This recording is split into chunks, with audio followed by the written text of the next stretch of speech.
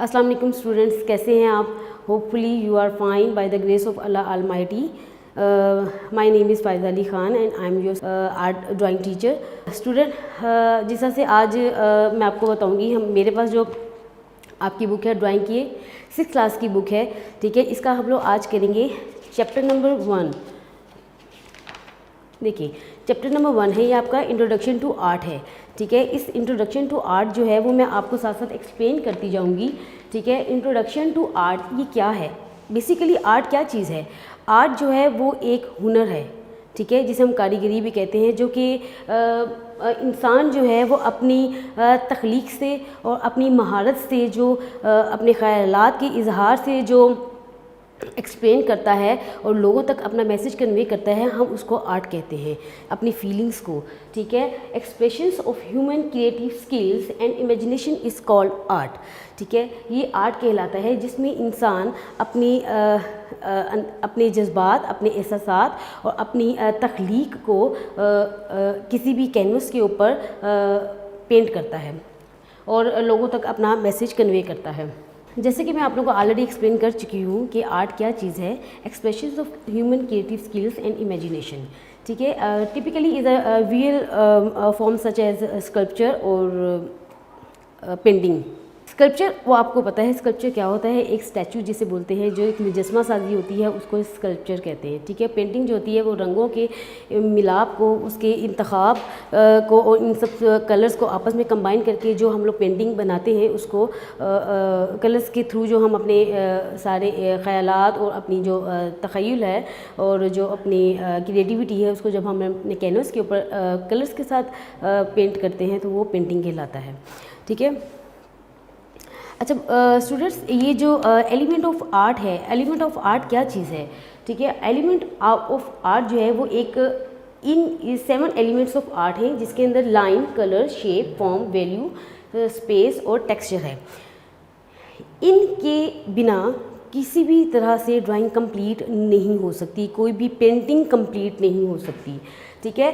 Actually में ये जो एलिमेंट ऑफ आर्ट है ये building blocks of form of art है, ठीक है। और mostly artist uses element of art and combine them in a different way to create a unique piece of work. जब कोई आर्टिस्ट इस चीज़ को, इन सारे एलिमेंट्स को अपने ड्राइंग के अंदर ऐड करता है तो तभी कोई unique piece of art work create होता है।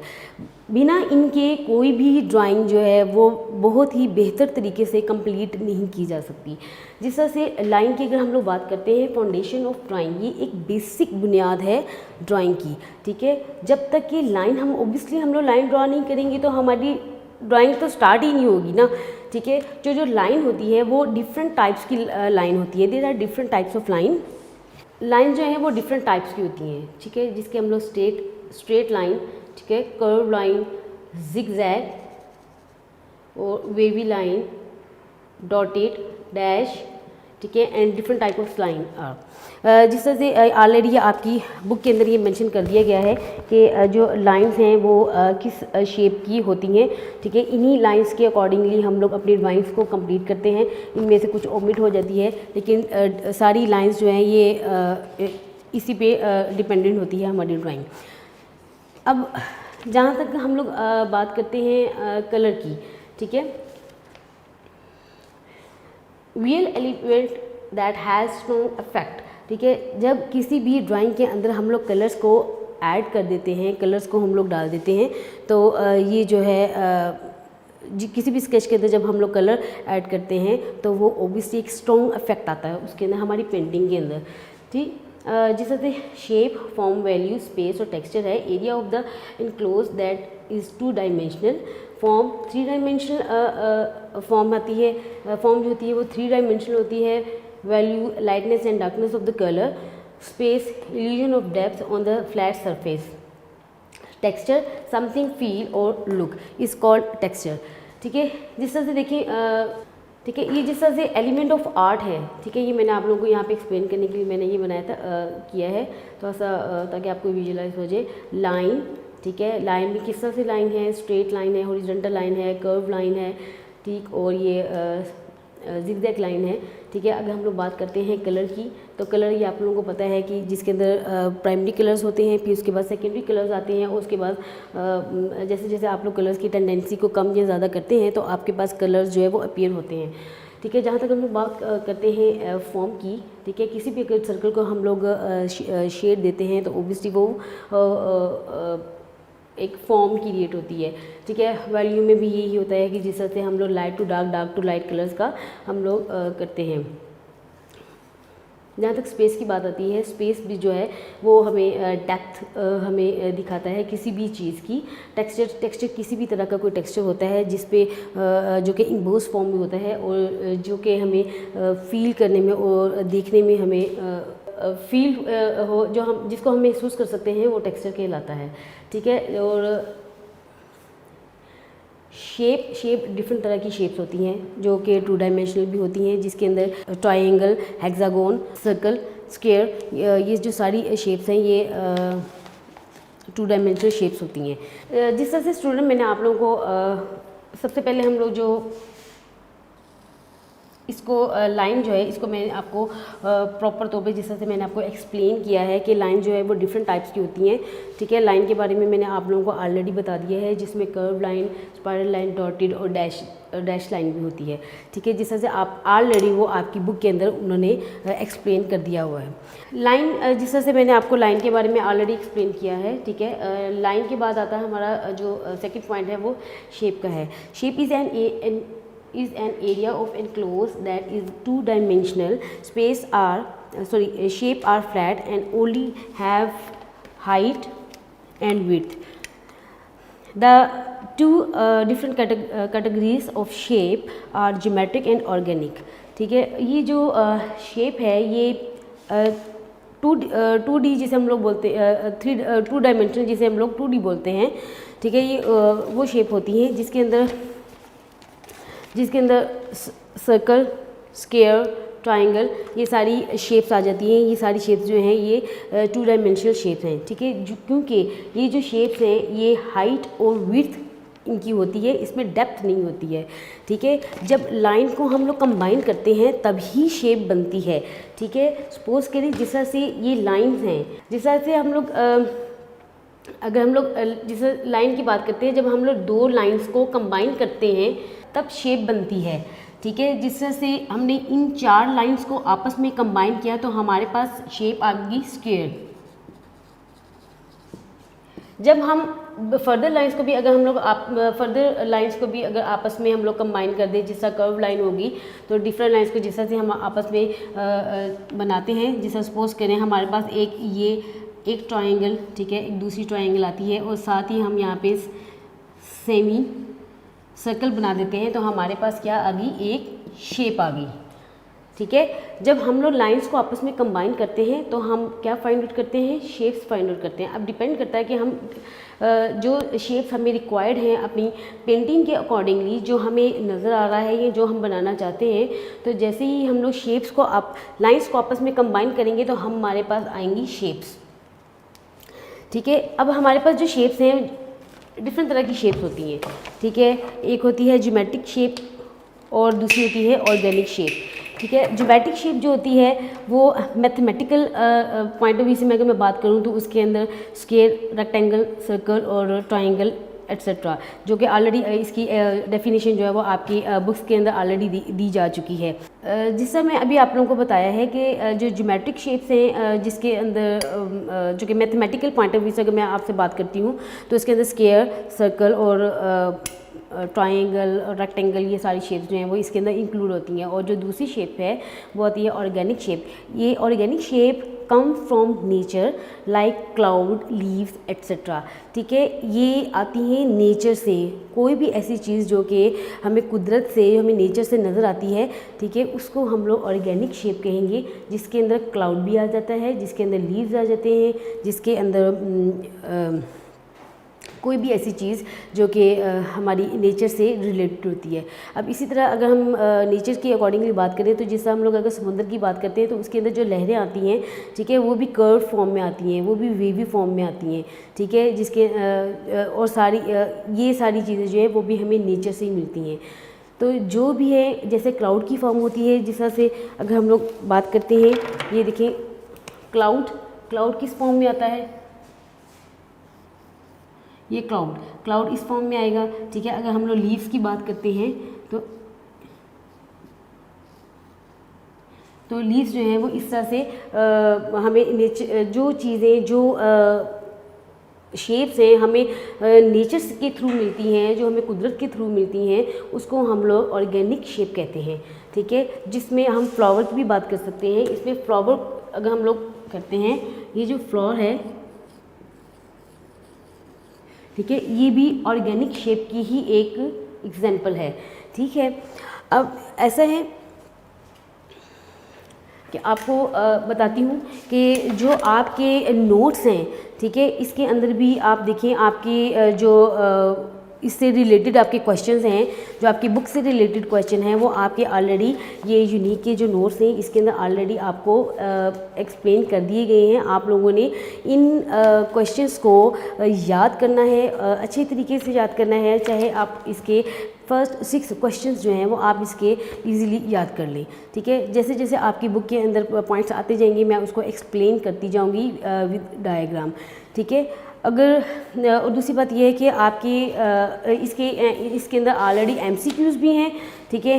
एमसीक्यूज़ भी आप लोगों को नज़र आएंगे, तो आपने एमसीक्यूज़ भी इसके याद करने हैं और इनके शॉर्ट क्वेश्चंस भी आपने याद करने हैं, ठीक है। जहाँ तक हम लोग बात करते हैं प्रैक्टिकल वर्क की, तो आपको पता है कि हमारा जो पेपर पैटर्न है उसके अंदर हमारा 50 मार्क्स का हमारा होता है ड्राइंग का पेपर, मीन्स के हमारा प्रैक्टिकल होता है, ठीक है, जिसके अंदर हमारे जो 30 मार्क्स हमारे एमसीक्यूज़ के, 20 मार्क्स हमारे शॉर्ट क्वेश्चंस के और साथ में 50 मार्क्स की हमारी ड्राइंग होती है। जो लॉन्ग क्वेश्चन जो है वो हमारा ड्राइंग का होता है, जिसको हम लोग प्रैक्टिकल कहते हैं, ठीक है। प्रैक्टिकल के लिए जो आपकी बुक के अंदर ऑलरेडी उन्होंने क्वेश्चन मैंशन किए गए हैं।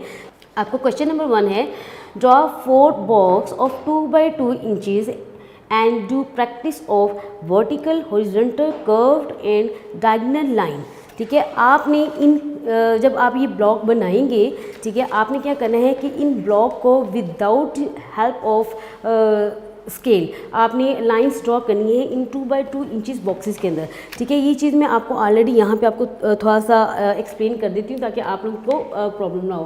क्वेश्चन नंबर 2 जो है मैं आपको बाद में बताऊँगी, ठीक है। ये आपका है क्वेश्चन नंबर 1, ठीक है। ये है draw 2 by 2 inches boxes with vertical, horizontal, diagonal and curve lines, ठीक है। आपने इस के अंदर करना ये है कि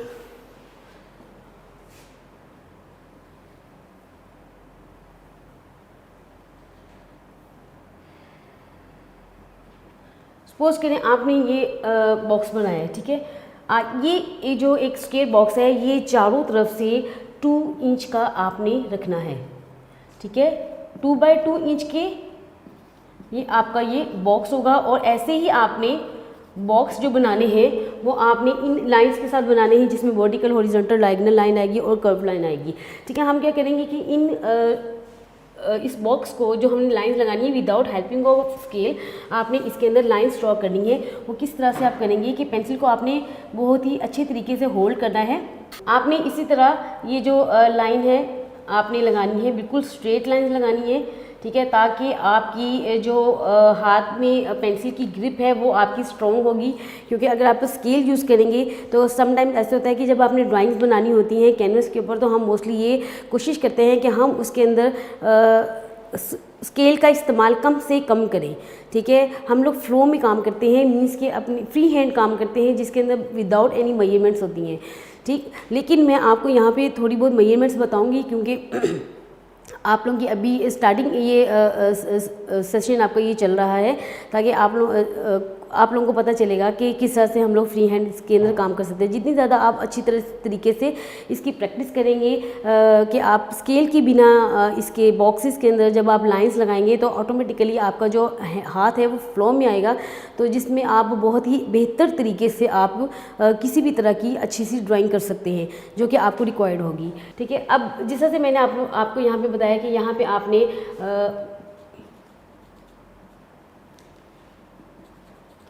ये वर्टिकल लाइन है, लेकिन आपने क्या करना है, इसको सारा कंप्लीट करना है। मैंने जस्ट आपको ये बता रही हूँ कि ये आपने वर्टिकल लाइन उसके बाद फिर आपने यहाँ पे एक और ब्लॉक बनाना है। आपने ये सारे काम जो है अपनी स्केचबुक के ऊपर करने हैं, ठीक है, ताकि आप लोग के पास ये आपका होमवर्क भी रहेगा। ये तकरीबन आपका ये होमवर्क टाइप ही है, आपने इसकी अच्छे से प्रैक्टिस करनी है।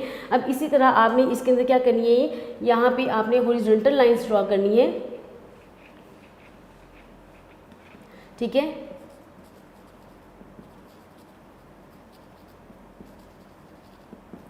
ठीक है, हॉरिजॉन्टल लाइन। और जब और इन सारे जो स्केयर बॉक्सेस हैं, इन सब की जो मेजरमेंट है वो बिल्कुल सेम होगी, 2 बाय 2 इंच की आप बनाएंगे, ठीक है। इसके अंदर आपने डायगोनल लाइंस करनी है और मेक श्योर कि इसके अंदर जो डिस्टेंस है ना वो आपने कम से कम डिस्टेंस शो करना है, ठीक है। ये मैंने आपको आइडिया दिया है ताकि आप लोगों को अंदाज़ा हो कि किस तरह से आपने काम करना है।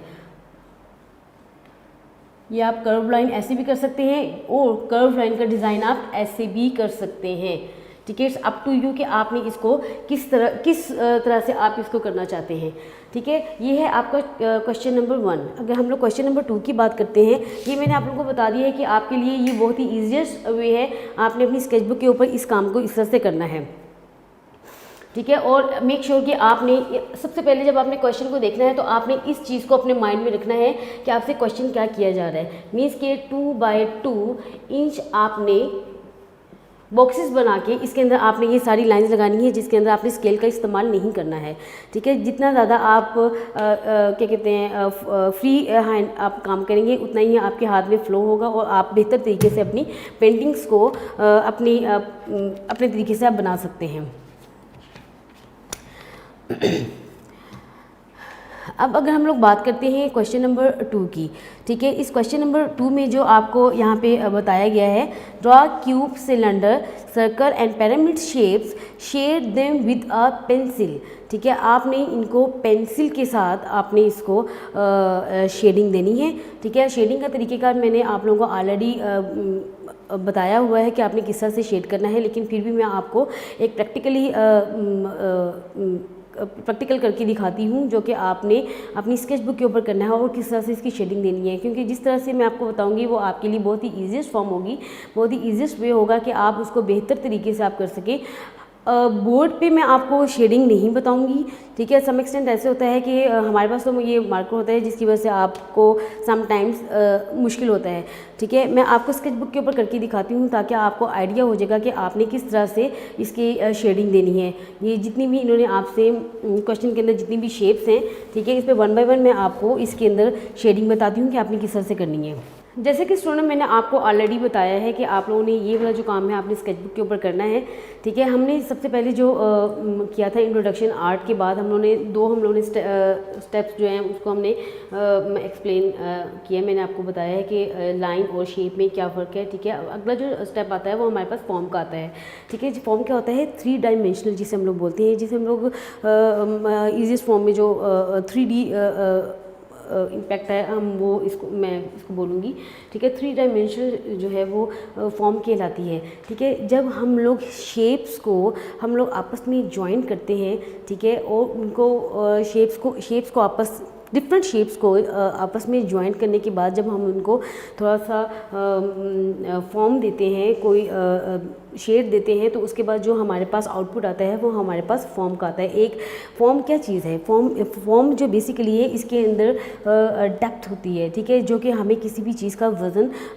भी शो करता है और गहराई भी शो करती है कि ये कितनी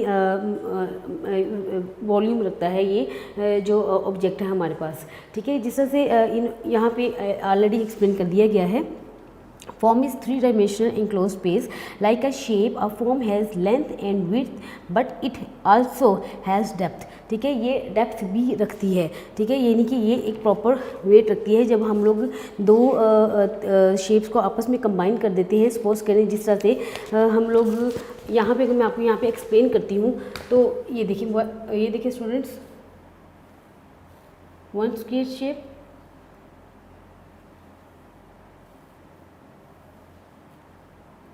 2 स्क्वायर शेप, सेकेंड वन, जब हम इनको आपस में ज्वाइन कर देंगे,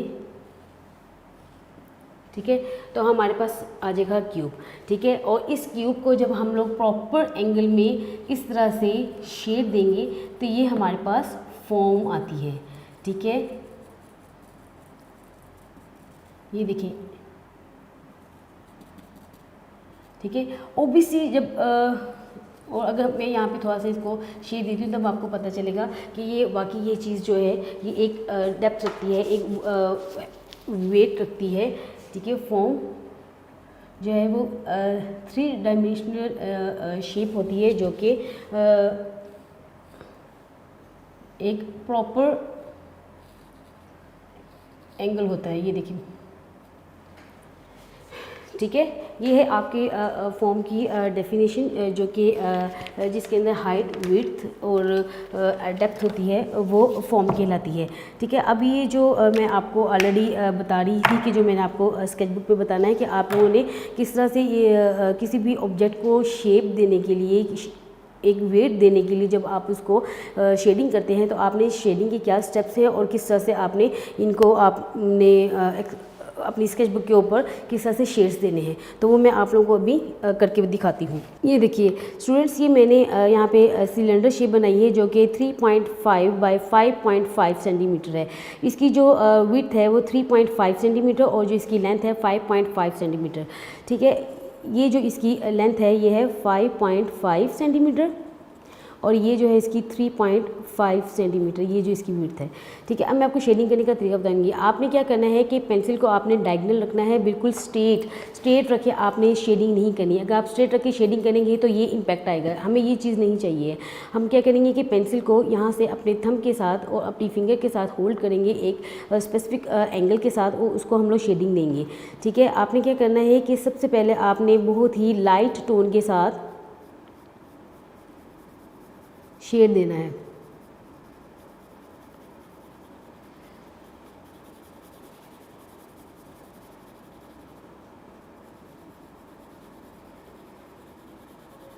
ये आपने सबसे पहले क्या करना है कि लाइट टोन करनी है, ठीक है। लाइट टोन के बाद आप क्या करेंगे कि मीडियम टोन के करने के लिए आपने पेंसिल के ऊपर थोड़ा सा स्ट्रेस देना है, ठीक है, जिससे ये होगा कि आपके पास मीडियम टोन का इफ़ेक्ट आएगा, ठीक है। आपने इस तरह से मीडियम टोन देने के लिए पेंसिल के ऊपर स्ट्रेस डालना है, ठीक है, जो कि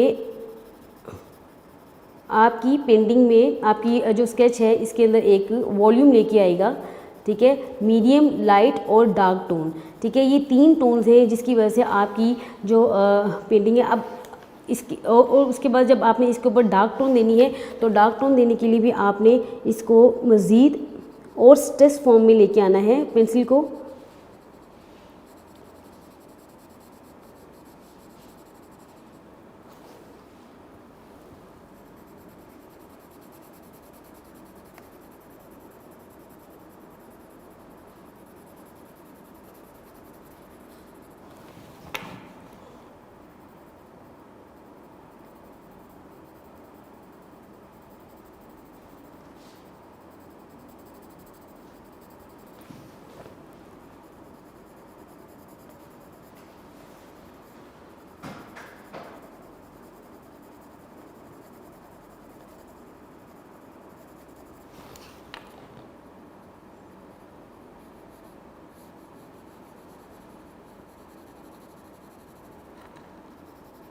ये देखिए स्टूडेंट्स, ठीक है, क्योंकि हमारी जो लाइट है वो सोर्स ऑफ हमारा जो लाइट है वो इस साइड से है, ठीक है, जो कि हमारी लेफ़्ट साइड से लाइट आ रही है और जो ऑपोजिट साइड है वो हमारी थोड़ी डार्क टोन में होगी, ठीक है। एक तरफ से लाइट और दूसरी तरफ से डार्क, और ओब्वियसली जिस साइड से लाइट आती है उसके ऑपोजिट साइड पे हमारा शेडो जो होता है उस चीज़ का शेडो जाता है।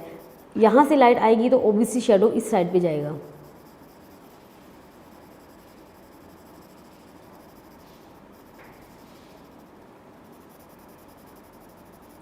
और जब कोई भी चीज़ किसी भी सरफेस के ऊपर आती है, किसी भी सरफेस पे आती है, तो ओब्वियसली वहाँ से उस चीज़ के दरमियान वाला पोर्शन और उस चीज़ के साथ जहाँ से वो टच हो रहा है वो वाला एरिया जो है वो कंपैरेटिवली डार्क टोन में आएगा और ग्रेजुअली आहिस्ता आहिस्ता वो मीडियम और लाइट टोन में होता चला जाएगा, ठीक है। लेकिन ये वाला एरिया हमारा थोड़ा डार्क टोन में होगा। और इसी तरह ये वाला पोर्शन हमारा इसी तरह हम लोग इसको करेंगे। पहले हम लोग थोड़ा सा लाइट टोन करेंगे,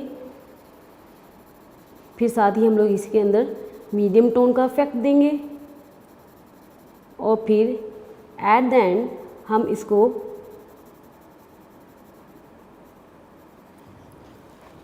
फिर आपने क्या करना है कि पेंसिल को माइनर सा होल्ड करना है, डायगोनल फॉर्म से थोड़ा सा स्ट्रेट फॉर्म की तरफ लेके आना है। ठीक है, वो पोर्शंस जो कि जहाँ पे ये कॉर्नर्स हैं, जॉइंट्स हैं, तो वो इसको हम लोग इस तरह से फॉर्म देंगे।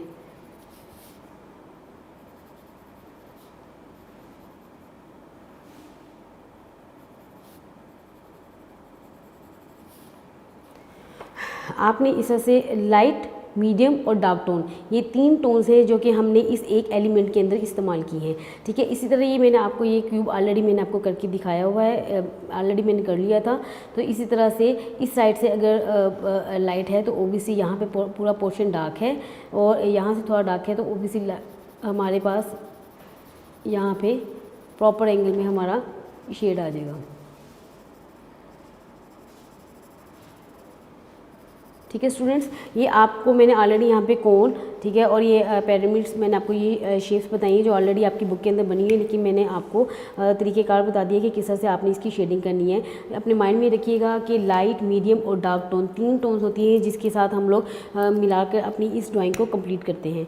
ठीक है स्टूडेंट, अपने माइंड में रखिएगा कि जब आपने किसी भी ऑब्जेक्ट को शेड देना है तो लाइट, मीडियम और डार्क टोन 3 टोन्स का आपने इस्तेमाल करना है। ठीक है, और इसके साथ ही भी इस तरह आप जब ये टोन्स देंगे तो तभी इसकी फॉर्म जो है वो प्रॉपर क्रिएट होगी। ठीक है, अदरवाइज अगर आपका इसके अंदर टोन्स का एलिमेंट थोड़ा सा बहुत ही वीक होगा तो आप उसको प्रॉपर फॉर्म में आप उसको एक्सप्लेन नहीं कर सकते अपनी ड्राइंग को के एंगल्स को।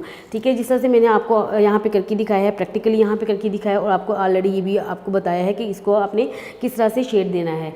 ठीक है, ये आपको मैंने जो अभी बताया है चैप्टर नंबर 1 का introduction to art, element of जो आर्ट थे वो लाइन, शेप और फॉर्म, कलर, वैल्यू, स्पेस और टेक्सचर था। लेकिन हम लोगों ने जो मैंने आप लोगों को एक्सप्लेन किया वो आपको 3 आपको जो मैंने एलिमेंट्स हैं वो मैंने आपको एक्सप्लेन किए हैं। लेकिन टाइम के साथ साथ जैसे जैसे हमारे लेक्चर्स आगे जाते जाएंगे मैं आपको ये बाकी भी ओवरऑल सारे जो है ना वो एक्सप्लेन करूँगी डायग्राम के साथ, और आपके साथ इसी तरह मैं आपको प्रॉपर तरीके से आपको एक्सप्लेन करूँगी ताकि आप लोगों को किसी भी तरह की कोई भी प्रॉब्लम फेस करनी नहीं पड़े। आपको ये ना हो कि आपको समझ ना आ रहा है। मैंने आपको बहुत ही क्लियर फॉर्म में बताया है कि आपने अपनी स्केचबुक के ऊपर किस तरह से काम करना है ताकि आपको अंदाज़ा हो जाए कि आपने किस किस क्वेश्चन को किस किस तरह से आपने अपनी स्केचबुक के ऊपर लेके आना है।